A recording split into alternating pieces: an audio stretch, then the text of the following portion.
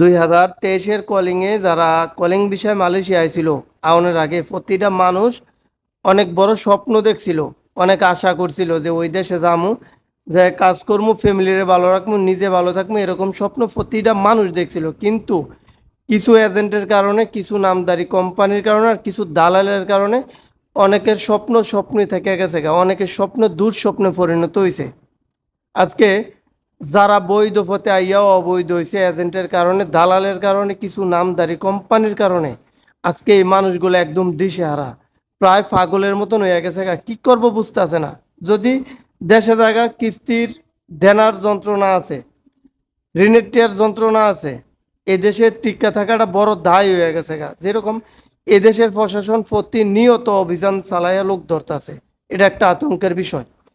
এই মতো অবস্থায় সবচেয়ে বেশি গুরুত্বপূর্ণ, সবচেয়ে বেশি জরুরি ছিল এদেশের থাকা অবৈধ প্রবাসীদের নিয়ে কাজ করা।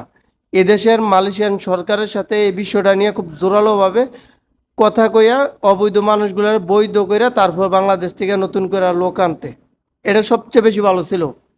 আজকে এই যে অবৈধ মানুষগুলা ব্যাংকে গিয়ে মানে বৈধ পথে টিয়া ফাটাইতে পারতেছে না, কারণ পুলিশের ভয়ে অনেক মানুষ ব্যাংকে যাইতেছে না। এটা বাংলাদেশ সরকারের লস। আজকে নতুন করে যারা আইতে চাইতেছে, যা লাফালাফি করতেছে, অবশ্যই হওয়ার দরকার। তবে এই মানুষগুলা বৈধ হওয়ার পরে যদি কলিং বিষয়টা চালু করতো, এটা সবচেয়ে বেশি ভালো কাজ হইতো।